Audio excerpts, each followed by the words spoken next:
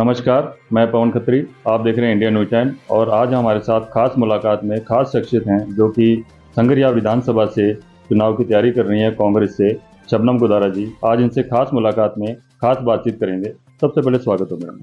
बहुत बहुत धन्यवाद आपका। बहुत बहुत स्वागत है। मैडम, अगर हम बात करें संगरिया की विधानसभा क्षेत्र की, तो यहाँ की राजनीति के बारे में बताइए तो।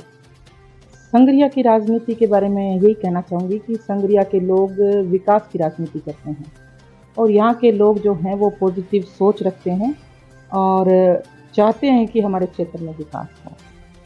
विकास कार्यों की बात करें तो आप शायद 2 बार हारे हैं कांग्रेस टिकट से, तो आपने काम तो बहुत कराए हैं और जनता चाहती भी है आपको, तो फिर हार का कारण क्या रहा मैडम? हार के कारण, जब चुनाव कोई हार जाता है तो अनेकों कारण हो जाते हैं और जब जीत जाता है तो कोई भी कारण नहीं बचता। चुनाव के कारण बहुत सारे रहे हैं हारने के बाद। और जहाँ तक भाजपा के जो एमएलए जीते हुए हैं उनके विकास कार्यों की बात है, तो मैं समझती हूँ कि जो भाजपा के जीते हुए विधायक हैं वो इस क्षेत्र में नाकाम रहे हैं। भी आज संगरिया के विकास की बात करें, जैसे आप बता रहे हैं मैडम, तो संगरिया के विकास में अगर हम भी जाते हैं, संगरिया में देखते हैं, तो हमें लगा नहीं संगरिया में कोई बहुत ज़्यादा विकास है इसमें। सरकार के साथ का नुमाइंदा जीत कर नहीं जाना, ये एक संगरिया का दुर्भाग्य रहा है। अब की बार संगरिया में कांग्रेस का नुमाइंदा जीत कर अगर विधानसभा में जाता तो आप समझ सकते हैं कि कितना न कितना विकास होता। अपने नज़दीक के अपने देखें, सादुलशहर, नौर, भादरा, हनुमानगढ़, तो बहुत ज़्यादा विकास हुआ है। और इस क्षेत्र को जो नुकसान हुआ है वो यही कि संगरिया के अंदर कांग्रेस का नुमाइंदा जीत कर विधानसभा में नहीं गया। इसी वजह से जो विकास होना चाहिए था वो नहीं हो पाया। जनता इस पर मैम आप पे पूरा विश्वास दिखा रही है और जैसे हम जा रहे हैं, हमने हनुमानगढ़ और श्री गंगानगर दोनों विधानसभाएं हम कवर कर रहे हैं, तो दोनों जगह आपका नाम अच्छा चल रहा है। और इस बार यही चल रहा है कि अगर शबनम गुदारा को टिकट मिलती है इस बार 100% जीतेंगे और सरकार भी रिपीट होगी। उस पर आप क्या कहना चाहेंगे? इसमें मैं यही कहना चाहती हूँ कि मैं लगातार चुनाव हारने के बाद भी लोगों के बीच में रही हूँ और लोगों के कोई भी जो काम हैं उनको करवाने के लिए मैंने पूरे प्रयास किए हैं, मैंने संघर्ष किया है और कुछ काम मैं करवाने में सफल भी हुई हूँ। जैसे मैं आपको बताना चाहती हूँ कि हमारे संगरिया विधानसभा के अंदर 3 कॉलेज हमें जो मिले हैं, नगर पालिका, इंग्लिश मीडियम स्कूल, सड़कें, कोर्ट को प्रमोट करना, इंदिरा रसोई, बहुत सारे ऐसे काम हैं जो हमने सरकार के माध्यम से करवाने के प्रयास किए हैं। यही अब की बार अगर जीते होते तो कामों की कोई कमी नहीं होती, ये जो क्षेत्र है ये पूरा चमन बन जाता। लेकिन ये नुकसान मेरे साथ साथ इस विधानसभा ने भी उठाया है। अब की बार जनता के बीच में सहानुभूति बहुत है, लोग चाह रहे हैं कि अब की बार शबनम गुदारा को जिता के विधानसभा में भेजेंगे ताकि जो ये रुका हुआ विकास है इस विकास को गति मिले। आप किन मुद्दों के साथ मैडम जा रहे हैं जो जनता के बीच में, क्या मुद्दे हैं आपके? मुद्दों के बारे में तो मैं यही कहना चाहती हूँ कि मेरा जो स्वभाव है वो बड़े बड़े वायदे करने का नहीं है। मैं किसान की बेटी हूँ और मुझे पता है कि इस क्षेत्र के अंदर क्या क्या परेशानियाँ हैं और मैं बड़े वायदे नहीं करती, लेकिन जो भी चीज़ें हैं मैं उन सब का अपनी तरफ से पूरा प्रयास करूँगी। और अब की बार चुनाव में जाने के लिए वायदों की ज़रूरत या मुद्दों की ज़रूरत नहीं है। हमारी सरकार ने जो योजनाएं दी हैं वही काफ़ी है। उन्हीं योजनाओं के दम पर भी अगर हम चुनाव में जाएंगे तो भी चुनाव जीतेंगे। ऐसी जो योजनाएं मुख्यमंत्री जी ने दी है, मैं समझती हूँ कोई भी सरकार इतना अच्छा काम नहीं कर सकती। जन्म से लेके बुढ़ापे तक का इंतजाम, और इतनी अच्छी योजनाएं हम गांव में जा रहे हैं, लोग बड़े खुश हैं और सरकार दोबारा रिपीट होगी ऐसा सब लोग विश्वास जता रहे हैं। निश्चित तौर से हम लोग इसमें सफल होंगे। मैडम, अगर बात करें हम मौजूदा में, आपकी सरकार है, राजस्थान में कांग्रेस सरकार है और आपने बहुत कार्य किए हैं और आप कभी विवादित भी नहीं रहे हैं यहाँ पे अपने कार्य क्षेत्र में। और अगर हम बात करें, राजस्थान में कांग्रेस की सरकार है और भाजपा भी इस पर पूरा जोर लगा रही है और बीच में अभी आम आदमी पार्टी भी आई हुई है जिसने 7 गारंटियां लेकर आई है। गारंटी कार्ड हैं। और हनुमान बेनीवाल जी भी बीच में उतरे हुए हैं, वो भी कह रहे हैं कि हमारी सरकार बनेगी। तो इधर से कांग्रेस जो अपने सीएम हैं अशोक गहलोत जी, वो भी कह रहे हैं कि हमारी सरकार फिट होगी। और उन्होंने अभी पिटारा खोल दिया है, जैसे आप सुविधाओं का देखें, जैसे राशन किट देना या राहत कैंप लगाना, मोबाइल वितरण करना, 100 यूनिट बिजली फ्री देना, 500 रुपये में सिलेंडर देना। तो आपको क्या लगता है मैडम, किस तरह से सरकार रिपीट होती है, तो आगे कौन से कार्य बाकी हैं जो और करेगी सरकार? निश्चित तौर से सरकार रिपीट होगी, क्योंकि जब कोई इतना अच्छा काम करता है तो जनता इतनी समझदार तो है कि उन्हें शाबाशी के रूप में सरकार रिपीट करवाएगी। जनता ये बात भी बड़ी बखूबी से समझ रही है कि अगर कोई दूसरी सरकार आई तो इन सब योजनाओं को बंद कर देगी, जिसका लाभ वो लोग उठा रहे हैं। अगर सरकारें चेंज हुई तो निश्चित तौर से जो योजनाएं हैं वो बंद होंगी। और जनता बहुत समझदार है।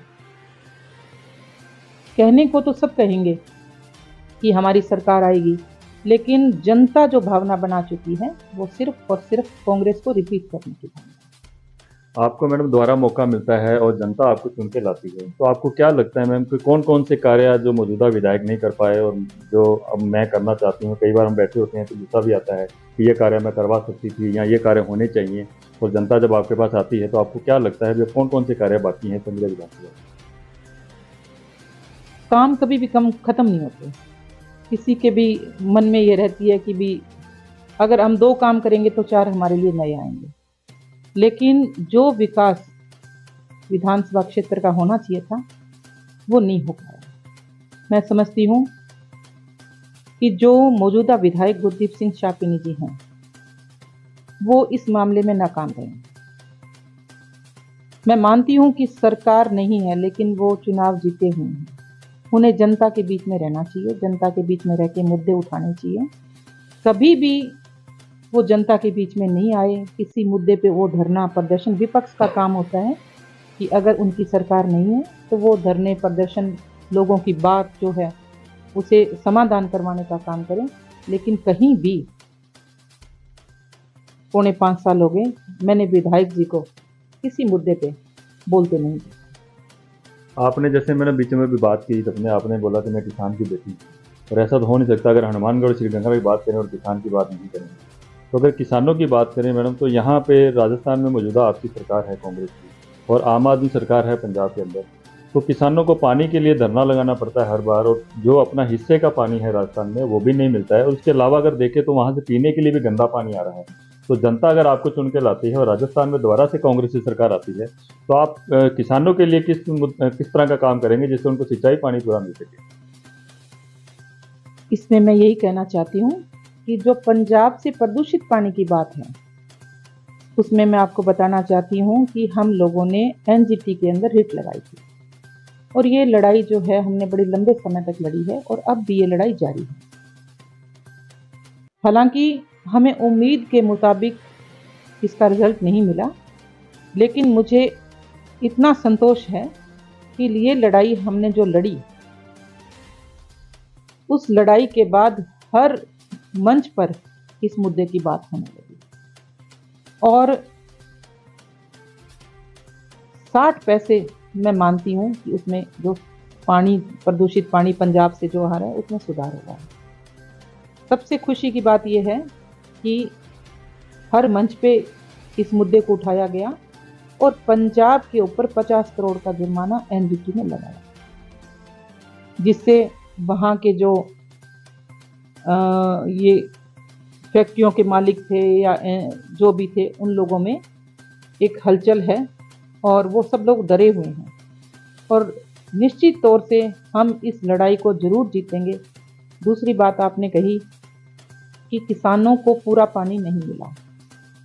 मैं आपको याद दिलाना चाहती हूँ कि जब भाजपा की सरकार थी तो उस टाइम जो धरने प्रदर्शन होते थे, अब की बार इतना टाइम निकल गया कांग्रेस की सरकार को एक बार भी कोई बड़ा आंदोलन पानी को लेकर नहीं, और छोटे मोटे कोई आंदोलन हुए तो उन्हें मौके पे ही संतुष्ट कर दिया गया। ऐसी कोई नौबत नहीं आई कि कोई बड़ा जो मुद्दा है वो पानी को लेकर किसी ने लड़ाई लड़ी है। रही बात किसानों की, तो हर बार जब भी किसानों की कोई समस्या होती है, कोई बात होती है, हालांकि मैं विधानसभा में नहीं हूँ, लेकिन फिर भी माननीय मुख्यमंत्री अशोक गहलोत जी तक हमेशा हमने आवाज़ उठाई है। अभी हफ्ते भर पहले हम लोग जयपुर थे, एक रैली के अंदर गए हुए थे। हमने सीएम साहब तक ये बात पहुंचाई कि हमारा क्षेत्र का जो किसान है वो बहुत पीड़ित है, और पहले तो जो गड़ों की मार थी और उसके बाद जो गुलाबी सुंडी है उसकी वजह से नरमा की जो फसल है उसमें बहुत नुकसान हुआ है।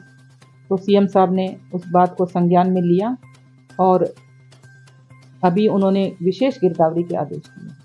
तो जहाँ जहाँ किसान की बात होती है हम लोग पूरी मजबूती के साथ अपनी जो बात है वो पहुँचाने का काम करते हैं। मैडम, ऐसा तो नहीं हो सकता कि हम हनुमानगढ़ और श्रीगंगा में बात करें, किसानों की बात करें और युवाओं की बात नहीं करें।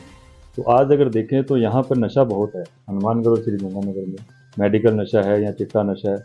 उस नशे के साथ चलते देखें तो आज बहुत ज़्यादा यहाँ पर देखें अपराध बहुत बढ़ चुके हैं, जैसे मर्डर होना, हत्याएं हैं, रेप जैसे हैं, या अपने और बात करें मोबाइल छीनना, चोरियां, डकैती, लूटपाट, इस तरह का मामले बहुत बढ़ चुके हैं।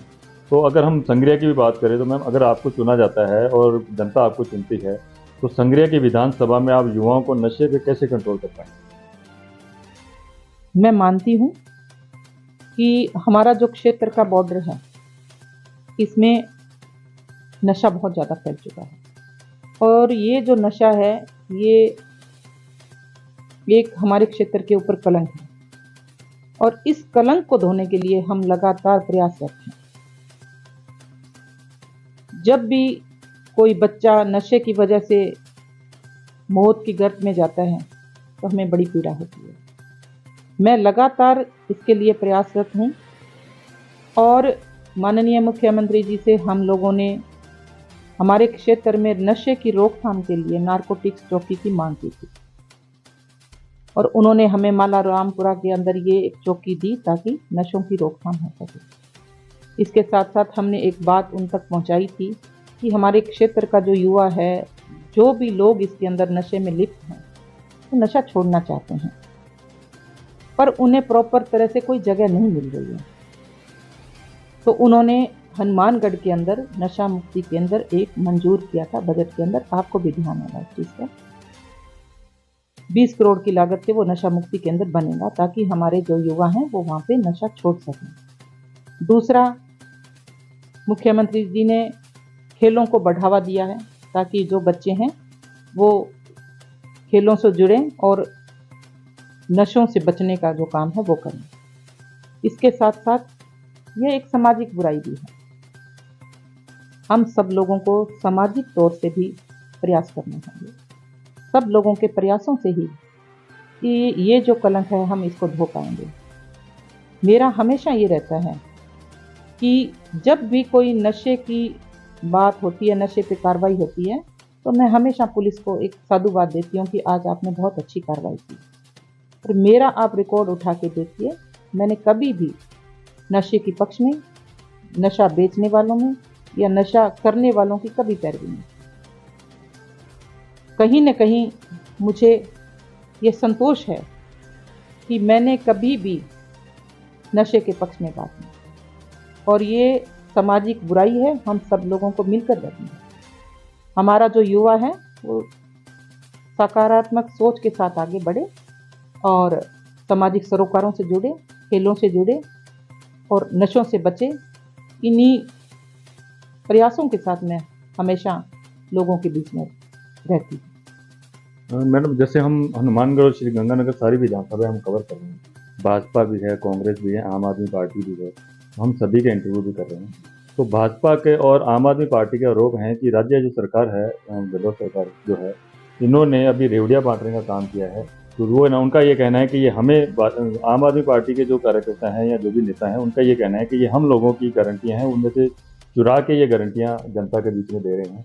और भाजपा का ये कहना है कि ये जो गारंटियाँ लागू की गई हैं, ये गारंटियाँ सिर्फ घोषणाएं हैं और ये गारंटियाँ आगे तक नहीं चलेगी। उस पर आपका क्या कहना है? अगर विपक्षी पार्टियां अगर इनको रेवड़ियां बोलती हैं तो मैं समझती हूँ ऐसी रेवड़ियां सबको बांटनी चाहिए। अगर 25 लाख रुपए तक का चिरंजीवी योजना के तहत किसी का इलाज होता है, अगर वो रेवड़ी है तो वो बांटनी चाहिए। अगर 10 लाख रुपए का बीमा किसी की दुर्घटना के ऊपर किसी परिवार को दिया जा रहा है ताकि उस परिवार को संबल मिले, सहारा मिले, वो परिवार उसको सहयोग मिले, तो ऐसी रेवड़ियाँ बांटनी चाहिए। अगर किसी बच्ची को फ़ोन दिया जा रहा है ताकि वह ज़माने के साथ चल सके, पढ़ सके, उसमें बहुत सारी अच्छी चीज़ें वो सीख सके, या किसी बुजुर्ग महिला को स्मार्टफ़ोन दिया जा रहा है ताकि वह अपने परिवार से, बच्चियों से, पोतियों से, बेटियों से बात कर सके, अगर ये रेवड़ी है तो मैं समझती हूँ हर सरकार को देनी चाहिए। अगर बिजली के बिलों में राहत मिलना रेवड़ी है तो देनी चाहिए। अन्नपूर्णा पैकेट के अंदर जो राशन मिल रहा है ताकि उस परिवार का भरण पोषण हो सके, अगर ये रेवड़ी है तो बिल्कुल देनी चाहिए। इसके साथ साथ लंबी के अंदर पशुओं की जो बीमारी से जो पशु मरे, अगर एक पशु खरीदना पड़े तो बहुत पैसा लगता है। अगर 40,000 रुपया बीमा पशु को खरीदने के लिए उस परिवार का रोजगार चले, तो ऐसी रेवड़ी है तो देनी चाहिए। तो मैं समझती हूँ कि इनको अगर वो लोग रेवड़ियाँ कह रहे हैं तो बिल्कुल ये रेवड़ियाँ बांटनी चाहिए। आपको देखा गया मैम, जितना कि मैं आपको जानता हूँ, मैंने काफ़ी नाम सुना है आपका और मैं 10-15 साल से आपकी जगह जानता हूँ, तो मैंने आपको हमेशा सक्रिय देखा है और कभी भी मैंने आपको विवादित नहीं देखा। उसका क्या कारण? सक्रिय रहना एक अच्छी बात है कि मैं लोगों की सेवा के लिए लोगों के बीच में रहती हूँ, और मेरी सिर्फ और सिर्फ यही सोच है कि मैं पॉजिटिव राजनीति करती हूँ। कभी नेगेटिव राजनीति मैंने ना सोची, ना मैंने कभी की। और जो पॉजिटिव सोच लेके आगे चलता है तो वो ना तो किसी विवाद में आएगा, और मैं समझती हूँ कि मैं चुनाव हारने के बाद भी एक हौसला जुटा के लोगों के बीच में घूम रही हूँ। आप समझ सकते हैं कि 2-2 चुनाव हार के घूमना बहुत मुश्किल है, लेकिन जनता की भावना मेरे साथ इतनी जुड़ी हुई है, उनकी जो एनर्जी है, वो पॉजिटिविटी मुझे मिलती है। चुनाव हार के भी लोगों के बीच में रह रही हूँ, और लोगों का स्नेह, सहयोग, आशीर्वाद बहुत अच्छा मिल रहा है। उसी के दम पर मैं हमेशा लोगों के बीच में रही हूँ, अब भी रह रही हूँ। ऐसी कभी मुझे कोई नेगेटिविटी मेरे अंदर आती नहीं है। जनता का एक सवाल है मैम कि शबनम गुदारा को क्या इस बार कांग्रेस दोबारा से मौका देगी, क्या टिकट मिलेगी? ये काम जो है, ये फैसला आला कमान का है। अपना काम है प्रयास करना, और प्रयासों में कहीं कमी नहीं रहनी चाहिए। इसके बाद जो आला कमान का फैसला होगा वो सबको मिलेगा। अगर आपको टिकट नहीं मिलती है मैम, तो क्या आप निर्दलीय चुनाव भी लड़ेंगे? ऐसी कोई बात है नहीं, और मैं ये कोई लास्ट में आपसे ये पूछना चाहूँगी, मुझे पार्टी की टिकट क्यों नहीं देंगी? जब मैं पार्टी के लिए काम कर रही हूँ, पार्टी के लिए मेहनत कर रही हूँ, हर धरना प्रदर्शन जहाँ भी लोगों की ज़रूरत थी, संगरिया विधानसभा से सबसे ज़्यादा लोग गए, मैं क्षेत्र में सक्रिय हूँ, लोगों के बीच में हूँ, लोगों के काम करवा रही हूँ, तो ऐसी कोई बात नहीं है कि पार्टी मुझे टिकट ना दे। हम जैसे जनता के बीच में गए मैम, तो जनता का ये भी कहना था कि आप तैयारी करें और हम टिकट ला के देंगे, तो ऐसा क्या कारण? हमेशा जो टिकट है वो जनता की भावना से मिलती है। मैं हमेशा गांव में जाती हूँ तो लोगों से ये बात रखती हूँ कि टिकट ना जयपुर मिलता है ना दिल्ली मिलता है, टिकट मिलता है जनता की भावना से। तो जनता की भावना होगी, टिकट उसे दिया जाएगा। जनता आज भी मैम आपसे बहुत प्यार करती है, उसका क्या कारण? इसका कारण तो मैं यही कह सकती हूँ कि मैं लोगों के बीच में रहती हूँ, लोगों के दुख दर्द में शामिल होती हूँ, और लोगों के साथ हर वक्त खड़ी होती हूँ। उनकी कोई भी परेशानी है, उनकी कोई भी आवाज़ है, उसे उठाने का काम करती हूँ। जैसा कि आप देख रहे हैं कि मेरे साथ कांग्रेस से नेत्री हैं जो कि शबनम गुदारा जी, और इन्होंने बहुत अच्छे से हर सवाल का बेदखी से जवाब दिया। आप देख रहे थे इंडिया न्यूज़ चैनल, पवन खत्री के साथ कैमरामैन पवन कुमार गर्ग। जय हिंद, जय भारत माता।